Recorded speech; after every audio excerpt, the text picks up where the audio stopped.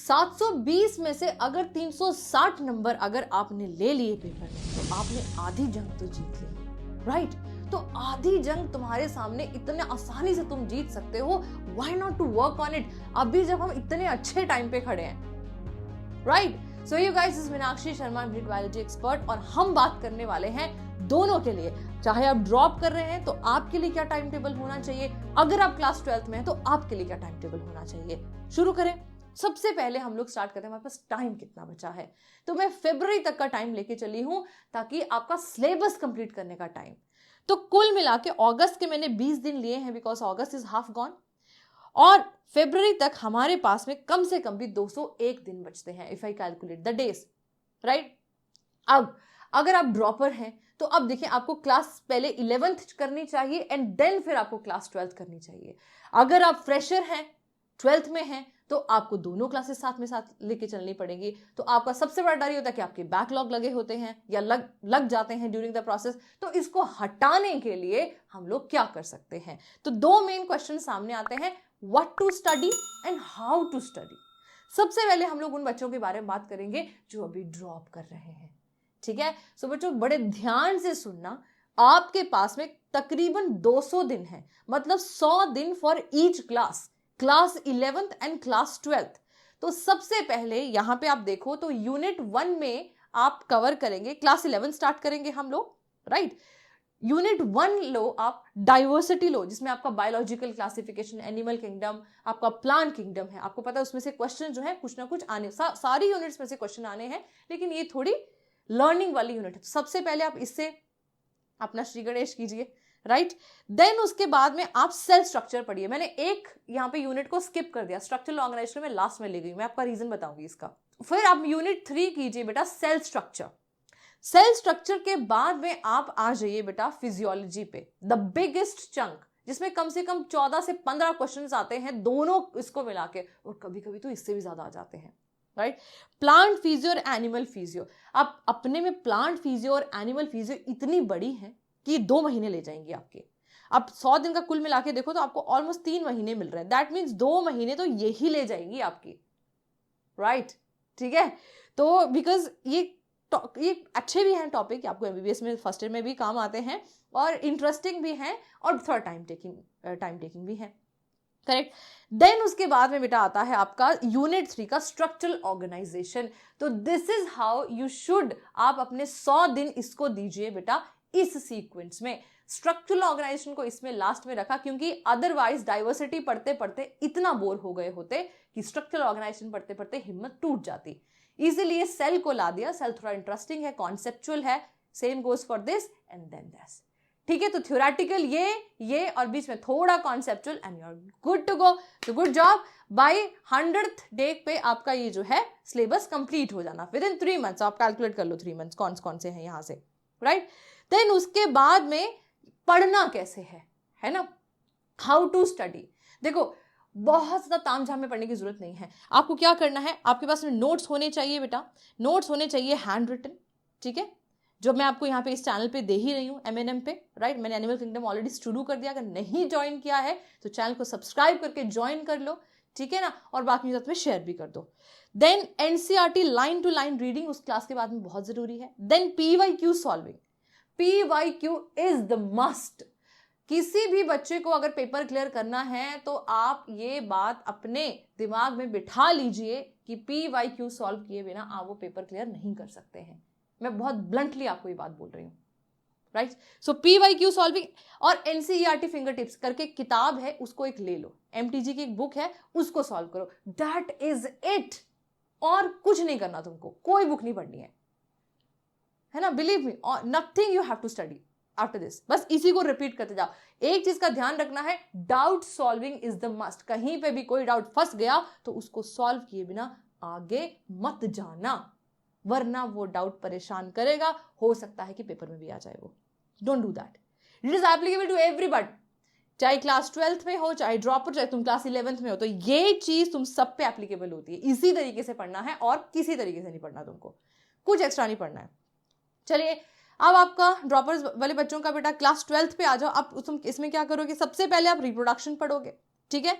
Then unit 7 genetics उठाओगे and evolution, फिर उसके बाद में आप बायोटेक उठाओगे, है ना। बायोलॉजी एंड ह्यूमन वेलफेयर को मैं नीचे ले गई हूं, पहले मैंने बायोटेक लिया क्योंकि ये दोनों यूनिट आपस में बहुत ज्यादा सिमिलैरिटीज हैं इसकी। तो आप जेनेटिक्स पढ़ोगे तो आपको बायोटेक पढ़ना बहुत आसान हो जाएगा। ये लेंदी भी है, थोड़ी टेढ़ी यूनिट्स हैं, बट इसको शुरू में कर लोगे तो हिम्मत बाकी होगी यहाँ पे, तो ये आपका अच्छे से कवर कर देगी। ये कुल मिला के ये 3 यूनिट ही आपका 2 महीना खा जाएंगी। You getting my point. तो इसको अच्छे से करने के लिए बेहतर होगा कि आप इनको इस सीक्वेंस में करें, यूनिट 6, 7 एंड यूनिट 9। देन उसके बाद में बायोलॉजी एंड ह्यूमन वेलफेयर पे आइए, जो human health and disease and microbes वाला चैप्टर है। ह्यूमन हेल्थ वाला चैप्टर लंबा है, बाकी माइक्रोब्स वाला it is quite easy. And then ecology, 10th unit, very much theoretical. इसके साथ आपने एक बात ध्यान देनी है, आपने मॉक टेस्ट जो है क्लास 11th के वो कंटिन्यू रखने हैं, ठीक है ना। आप हफ्ते में एक मॉक टेस्ट क्लास 11th का जरूर देंगे ताकि क्लास 11 जो छूटे ना एकदम, वरना क्या होगा कि जो पढ़ के आए हो एकदम से छूट जाएगा, ठीक है। तो देते रहोगे तो you will be in the touch with that, right. चलिए, तो ये हो गया आपके क्लास ड्रॉपर्स वाले बच्चों का। अब बात करते हैं क्लास 12th वाले बच्चे, फ्रेशर्स, उन पे तो ज्यादा ही लोड है।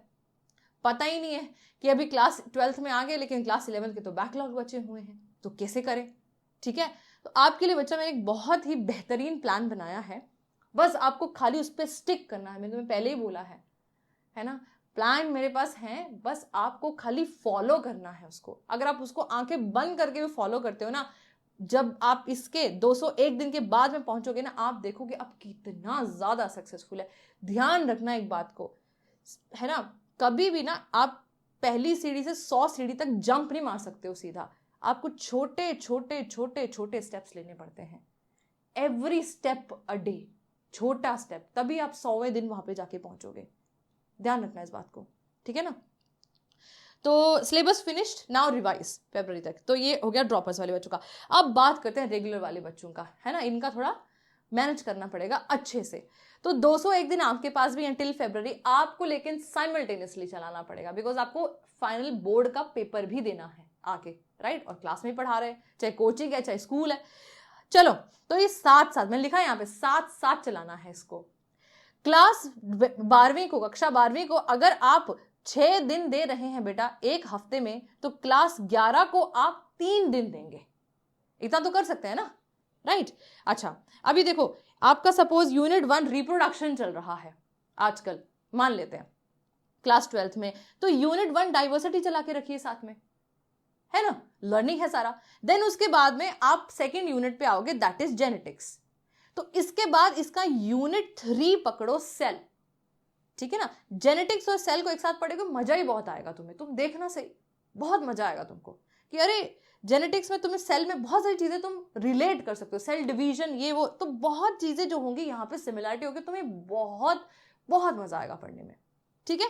फिर उसके बाद unit 3 biology in human welfare, जिसमें आपका ह्यूमन हेल्थ एंड डिजीजेस है, उसके साथ में एनिमल फिजियो को ले लो, क्योंकि कंपैरेटिवली ये यूनिट थोड़ा इजी है, ठीक है। तो एनिमल फिजियो को ले लो हफ्ते में 3 दिन, चलो आराम से, इसमें भी तुम्हें बहुत मजा आएगा पढ़ने में, ठीक है ना, क्योंकि ह्यूमन हेल्थ के बारे में पढ़ रहे हो, यहाँ पे ह्यूमन बॉडी के बारे में पढ़ रहे हो, इजंट इट।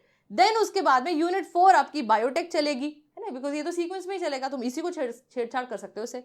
यूनिट 4 में अगर आपने बायोटेक पढ़ा बेटा, देन आप यहाँ पे स्ट्रक्चरल ऑर्गेनाइजेशन पढ़िए, क्योंकि यहाँ पे भी इजी टॉपिक उठाइए। क्यों? बायोटेक आपका दिमाग हिलाएगी ना, दिमाग हिलाएगी, क्योंकि है टफ वो, लेकिन इसमें स्ट्रक्चरल ऑर्गेनाइजेशन, यहाँ पे रट्टाफिकेशन है, तो एक आधा फ्लो चार्ट पढ़ लिया एनिमल टिश्यू का, ठीक है, राइट, प्लांट टिश्यू का। And then lastly the unit 5th ecology, इसको आप प्लांट फिजियो के साथ में जो है वो कर दी। आपको इसमें भी मजा आएगा, क्यों? इकोलॉजी प्लांट है और प्लांट फिजियो यहाँ पे आपके कोइंसाइड करेंगे, that is it, you are good to go. By the end of the 201 days till February, आप देखना आपके दोनों के दोनों साथ के साथ में, देखो मजा ही बहुत आएगा आपको तो, ठीक है ना। अगर अब हमारे बच्चे, अगर ड्रॉपर तुम भी ऐसा चलाना चाहते हो तो you are also most welcome, but मुझे लगता है आपके लिए पहला वाला प्लान ज्यादा feasible. So that's how you have to manage your time, right. कैसे पढ़ना है? आपको भी ऐसे ही पढ़ना है जैसे मैंने पीछे बोला। नोट्स बनाना है, NCERT line drawing, PYQ solving, NCERT finger tip खरीद लो अगर नहीं खरीदी है तो, दैट इज इट। याद रखना, ये प्रोसेस में टायरिंग ना होने के लिए मजे आना बहुत जरूरी है, ठीक है ना। तो प्रोसेस को इंटरेस्टिंग बनाने के लिए आप इसको जो है कॉम्बिनेशन मैंने इसलिए ऐसे बनाए हैं, है ना, क्लास 12 में उनके ऊपर ज्यादा लोड होता है कि बोर्ड भी देने हैं। तो that's it, by the end of February your syllabus would be complete and now what you have to do is you have to just revise. मई में पेपर होगा, आपके पास मार्च है, अप्रैल है, 2 महीने में जम के रिवाइज करो। मैं तो हूं ही यहाँ पे, I will come with the mind maps उसके बाद में, क्योंकि फरवरी तक यहाँ पे भी सिलेबस कंप्लीट हो जाएगा, ठीक है ना। So that is it. अब बात करते हैं कि M&M पे आपको क्या मिलने वाला है, और जो मैंने बात की तो क्या मैं आपको यहाँ पे प्रोवाइड करूंगी? बिल्कुल हाँ बेटा, मैं ऑलरेडी इसको आपको दे चुकी हूँ। आज का दिन मैंने आपको ये वीडियो देनी थी, दैट इज वाई मैंने अब ये आज वाली वीडियो कल जाएगी, तो स्केड्यूल मैं आपके साथ यहाँ पे शेयर कर दे रही हूँ।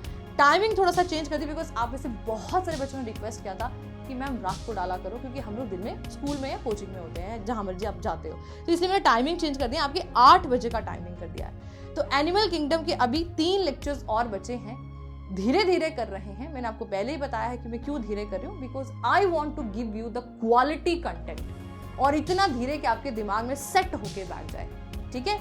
तो 15 अगस्त को हम लोग मिलेंगे live on the independence day, okay.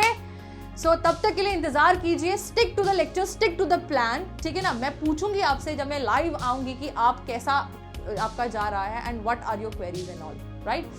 So that was it for today, my blessings to you, good luck बच्चों, जम के पढ़ाई करो और मस्त रहो, ठीक है। और ये लेक्चर जरूर फॉलो करते रहो, बिकॉज यहाँ पे कंटेंट बहुत बढ़िया मिल रहा है आपको, ठीक है ना। That is my guarantee, paper यहीं से आएगा, ठीक है। मिलते हैं मेंटी क्विज लाइव में। Thank you so much, bye bye.